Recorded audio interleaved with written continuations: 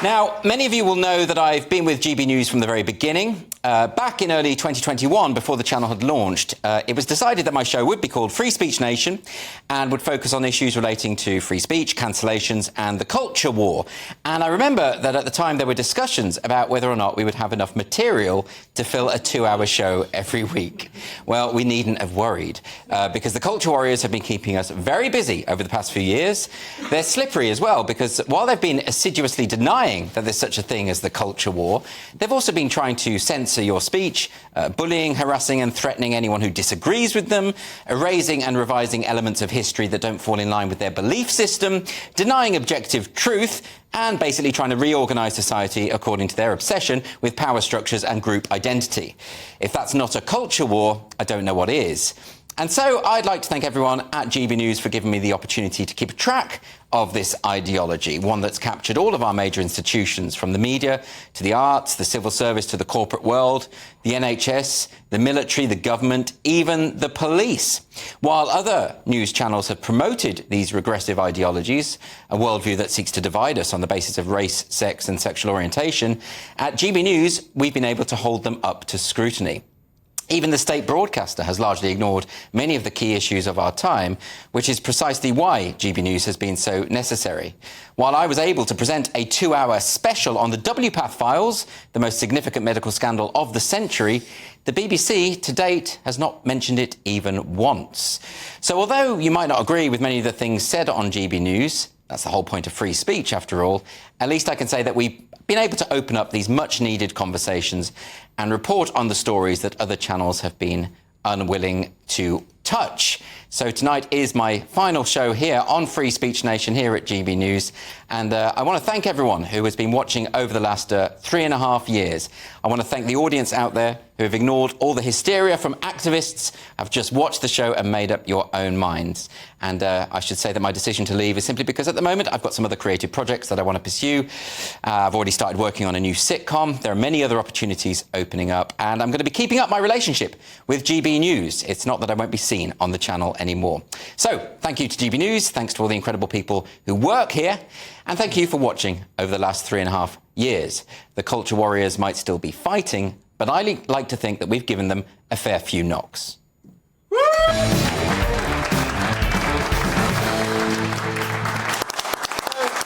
have a lovely studio audience, a lovely panel. How have you both been this week? Are you happy, Paul? I'm good, thank you, Andrew. It's a sad day, actually. Well, it's sort of sad. I listened to that, and it was quite powerful, and it reminded me of the opportunity that I've been given by GB News, particularly by yourself and Martin Gourlay in the very beginning, and I'm very grateful for that. And unlike you, I don't have any other opportunities. Well, there we go. So I'm going to remain here as long as they'll have me. But you would choose to anyway. But I mean, I genuinely, I will say this. So before I'd met you, Andrew, I'd read your book. I was inspired by you. I was really inspired by the opening of this channel, and from the minute I've worked here till the very minute I'll talk to you now, I'm very proud to be part of it, and I hope to remain part of it for a lot longer. Well, that's very sweet of you, Paul. And for a more cynical view, let's go to Bruce. I've not read anything you've produced. No, I know. I have no interest. In fact, whenever you've been in a stand-up show and I'm performing, you've walked out. I see you do it. No, I won't even talk to you backstage. You're just not interested, are you? I didn't know you before. I don't want to know you after. No. This has been a huge inconvenience. I know. It's a bit like Jerry leaving the Spice Girls, for some. Yes. I thought that was seminal when she left, to be honest. But, you know, some people disagree. I didn't. It was before Watershed, so we'll leave words like that alone. What I was going to say to you, what are you going to do? Well, I mean, it's a good question. No, I have. There are other things happening, other creative opportunities. I'm actually moving to America. The Real Housewives of Beverly Hills, because I have been signed up for the Real Housewives of Rwanda. Is that right? So, yes. But look, I don't want to say too much about what I'm doing because, you know, things are in the pipeline, but I don't want to reveal too much too soon. A sitcom? I have been working on a sitcom. Good. Yeah. Well, you know, pay it forward. I can act. Oh, really? Is that right? Yeah. So this is like an audition for you tonight? No, it's not an audition. You'll definitely get a role. Don't worry about that. Don't worry about that. But, like, I mean, I am serious about the channel, and I do think, you know, GB News does offer us an opportunity to talk about the things that other people just aren't talking about. And they keep sort of trying to attack that, and people are very angry about it, because obviously there's a reason why these stories don't get covered and don't get mentioned. But we are able to do it here. So I often think, by the way, that a lot of people will say, well, you know, they don't agree with what a lot of the presenters say. say. But on this channel, we never get told what we say. We have complete freedom to say whatever we want, and I doubt I would get that anywhere else. But we've spoken about this, and we've spoken about this a lot, but I get it in the neck a lot, not in that way, but for appearing on the channel, and I'm like, but I'm there to say what I think is right, and not, you know, I think a lot of people think you're handed a laminate and you have to say whatever the channel's rhetoric supposedly is, and it's not that case. No. So thank you for exposing me to the audience. Well, yes, exactly. Yeah, because I'm supermarket famous again. You're now recognised in the street. Oh, I've done TV in Scotland, I've done various bits. I've never been recognised from anything more than this in my life. Really? Yeah. So there we go, because that's all you have a lust for fame. So this is perfect. It was funny, I was in a bum bar in Birmingham, and they went, oh my God, it's the Scottish guy with the wig from GBNews. How great! I used to have to use the razor that my ex-girlfriend used to shave her legs. It scratched me and it made me feel weird. But fear not, because Manscaped is back with a game changer. This isn't just any old shaver. We're talking about the Chairman Pro Electric Foil Shaver with 2 interchangeable skin-safe blade heads. One for that baby smooth look, and another when you want to keep it a bit rugged. Get this, it's waterproof. You can use it in the shower, by the pool, or even while scuba diving if that's your thing. This beauty runs for 75 minutes on a single charge. That's enough time to shave your face, your mate's face, and still have juice left over for touch-ups. You'll also get their Power Shave Gel for a proper wet shave experience, and a face shave soother to keep your mug looking fresh and irritation-free. It's like having a barber in your bathroom, minus the awkward small talk. Click the link in the description and use the code GBN for a whopping 20% off and free shipping with the code GBN at manscaped.com. Join the 11 million blokes worldwide who trust Manscaped. Your face will thank you, and so will your wallet. OK, on that note, let's get some questions from the audience. We've got a question from Paul. Where is Paul? Hi, Paul. How are you? Hi. I'd like to, first of all, thank you personally for all you've done in terms of, you know, just managing Titania. Very few people realise how good a poet she really is. She's a great poet, yeah, yes. Absolutely brilliant. But, yeah, moving on to my question, which is, I know that GBNews is a big fan of press regulator, Ofcom, etc. So I'd be interested to know as to what you think regarding their ruling against The Spectator recently. Yes, well, it's not Ofcom, of course, because they're the broadcasting regulator. It is IPSO. And what IPSO have effectively done, if they've censured The Spectator and forced them to publish some kind of statement about this. But what happened was Gareth Roberts, who's a friend of the channel, he's been on my show, he wrote an article in which he pointed out that a man who identifies as a woman is actually a man. So he stated a fact. And they've said that that's not... No, it's interesting, you know, that when it comes to press regulation, it's very important, isn't it, that they have an ethical standard. Simply stating facts should not violate that standard. Yeah, it's clause 12, and we'll get to that in a minute. But I'm afraid, Andrew, despite all of your good work and the good work of this channel, free speech is not really free in this country so much anymore. And the reason for that is that at any given time, on any debate, there can be more than one version of the truth. Yeah. And, of course, that just disables free speech in any way. And the reason that they do that is to protect people that may be offended. Well, that shouldn't be an issue for journalists. Well, especially not. I mean, Gareth in the article was not attacking this individual. No. He was just stating a fact, and that I think we have to, as journalists, we have to be able to do that. Ultimately, you know. That's exactly it. And what Clause 12 does is it kind of ties their hands, because it says you can't discriminate against anyone on all of the isms, colour of skin, whatever it might be, gender, sex, identity, whatever it may be. So that means that you can't... It's almost impossible, because you can't share opinion then, because you don't know if that opinion is going to be shared by the person that you're talking about or the group that support them. But, you know, Bruce, I mean, this is the thing, like, the discrimination element, I get. You know, they've got this sort of element to the press. They say you mustn't discriminate. Fine. Gareth wasn't doing that. He was stating a fact that, by the way, you know, virtually every trans-identified person I know does not actually think they've physically changed sex. They don't believe that because they know that's not actually humanly possible. So for him to just state it shouldn't really be an issue for IPSO at all. No, he should be able to state it. Did this come about? Was this all from the interview with one of my favourite people at a book festival with Nicola Sturgeon? It was because you know how much I love Nicola. Yes, he was commenting. I'm still a Nicola Sturgeon lookalike. I'm the world's number 2. Well, he was commenting on that discussion with Nicola Sturgeon because the individual interviewing Nicola Sturgeon was a trans-identified individual. Right. But he wasn't attacking this person. No. He was making clear that, that's perhaps why the conversation went in the way it did, because the interviewer had a personal investment. That was all he was saying. But also, as well, I think what was lost in that interview was asking Nicola, why is your hair so dry? Yeah. Because it's like a tinderbox. Yes. And I know you get angry with me and things, but to me that is the bigger point. I want the truth about people's hair. I think Nicola Sturgeon's lack of conditioner is actually... She was health minister. How bad is it? Yeah. Show me the moisture. Do you know what? We cover the most important topics on this channel. We always have. Thank you to Bruce. That's why we have Bruce here. Bruce brings us back on track. We start talking about politics and culture and all of that nonsense. He's all about condition of Nicola Sturgeon's hair. OK, so let's move on now to a question from Andy. How are you, Andy? I'm very well. Sad to see you go. Oh, well, that's very kind of you, Andy. Good luck in the future. Cheers, thank you. So you'll do well. Should it be legal to have internships just for ethnic minorities? What do you think?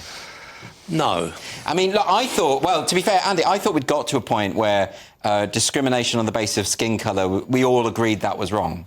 I mean, I just thought that was something we all basically agreed. And what happened is the Environment Agency has actually offered internships, but they've said no white people are allowed to apply.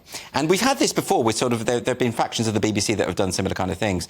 But what I find very interesting about this is when you introduce that kind of requirement, what normally happens, particularly with these media internships, because remember, unpaid internships and paid internships generally go to the more affluent people. So what you end up doing is that you end up people with, from ethnic minority backgrounds who are from the upper middle classes getting all the internships, and white working class people don't get that at all. I think, Paul, we should just stop treating people according to their skin colour at all and just go on merit and who they are as an individual. I mean, isn't that what Martin Luther King was all about? I think he was. The meritocracy argument is the strongest possible argument for managing any of these problems, particularly in a society which is so divided now that it would bring... Look, I understand how we arrived at this point. Yeah. I don't want to undermine anything that went on previously, but we don't find ourselves in this point now. Well, and racism, sorry, Andrew, racism is not the way to beat racism, and this is anti-white. Well, but the point there is, if something like this would have been implemented back in the 70s, I would have thought that makes sense. You probably would have had racist people in these organisations deliberately not hiring people because they're not white. And you would have to address that. That would make complete sense. Sure. It's simply not true that there are racists working at the Environment Agency, or indeed the BBC, or at least I bloody well hope not. No, I wouldn't have thought so. None that are aware that they are. It might be outside their Unless awareness. this is an admission that they're saying, we're a bunch of racists. It's what I'm trying to avoid saying, because you never know what might happen. But what do you do? What do you do? You have treat people equally. You have to treat people equally. And the trouble is, the definition of racism changes. It's changing with time. It used to be purely about, being prejudiced against someone based on the colour of their skin. Now, if you actually look it up, as I did today, there are various definitions of racism. A lot of them talk about marginalised groups. A lot of them talk about minority. It doesn't talk about their race. Yeah. So it muddies the waters and enables people like the Environment Agency to play fast and loose with this type of thing. Well, I just think we've just surely reached a point where it should be illegal to discriminate on skin colour. I would have thought. That's my view. Yeah, you would hope, across the board. Yeah. I have been a victim of discrimination recently. Oh, yeah? Not because of the colour of my skin or even my hair. It was a quiz that I used to do in Scotland on the radio, and I said, hey, is there something wrong with my performances or appearances? No, but you've no idea how many male Scottish comedians I get looking to come on. I went, I'm a hybrid. How can you... So they're saying because you're male, they don't want you anymore? Yeah, exactly. Which is really internalised homophobia. I see where this is going, and I'm going to court in the new year. For the day. There is no charges. There is something quite patronising, if you were to get a job or an internship because you were gay, like that, you would be patronised, just as I think if someone gets a job at the Environment Agency because of their skin colour, wouldn't they feel... Isn't this a soft form of racism in and of itself? I mean, tokenism. It's awful, really. Anyway, let's move on. We've got a question from Mike. Where is Mike? Hi, Mike, how are you? Hi, Andrew. Sunday evenings won't be the same without you on this show. That's very kind of you. My question is, why are gender-critical public figures defamed so much? Happens a lot, doesn't it? And, of course, I assume you're talking about Moira Deeming. Moira Deeming was on this show. She's an Australian politician who was driven out by the Liberal leader in Victoria, John Pesutto. He's just been ordered to pay a lot of money, hasn't he? $300,000, which I think is something like 25 quid in English money. It's quite a lot of money. But he said that because he basically defamed her and said that she was supporting a far-right rally. He was talking about the Let Women Speak rally in Australia, which wasn't far-right at all. Some opportunistic neo-Nazi idiots had turned up to try and make the most of this situation. And he just bought the media lies about this. But now it turns out you have to pay when you get it wrong like this. Calling someone far-right, I mean, well, what do you think about this? Should it not be the case? Pay in this country as well. Of course, because that phrase, far-right fascist, it's thrown around, and it can damage people's careers. It sticks. And it sticks. It's absolutely ridiculous. I mean, shouldn't we have more means to address this kind of stuff? Well, luckily she did. I mean, I met Moira at the live Free Speech Nation, the Battle of Ideas in 2023. Yeah. And, you know, she was brilliant. She's a great politician. I've followed her on Twitter ever since, X, sorry. And I'm really, you know, it's really empowering to see what she's doing. This was malicious. Yeah, it was. It wasn't just malicious, it was a malicious political act, OK? She had organised a Let Women Speak rally. Yes. Posey Parker was there, amongst other people. And on the outskirts of this were some far-right individuals that had gate-crashed. Well, she did not invite them at all. Yeah. But Pasuto, I think his name is, leader of the Liberal Party in Australia, newly in position, saw this as a potential threat to his leadership because he thought... You think that's what it is? What he thought was, if this is a scandal, it will impact him personally.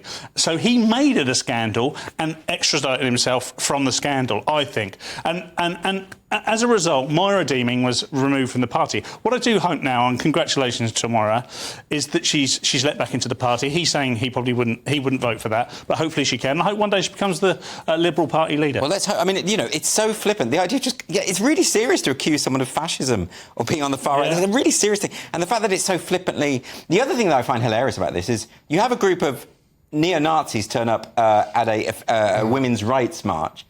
Do they really think that neo-Nazis are pro-women's rights? Because I tell you what, historically, they haven't been. Do you know, even I know that, and I'm quite stupid. But no, I get accused of being a fascist all the time. Really? Yeah. Why? I have no idea. People are just like, you're really fascist, I get called right-wing. I mean, get called right-wing. It's a black shirt. I mean, it's a black blouse. Oh, it's a black blouse. OK, fair enough.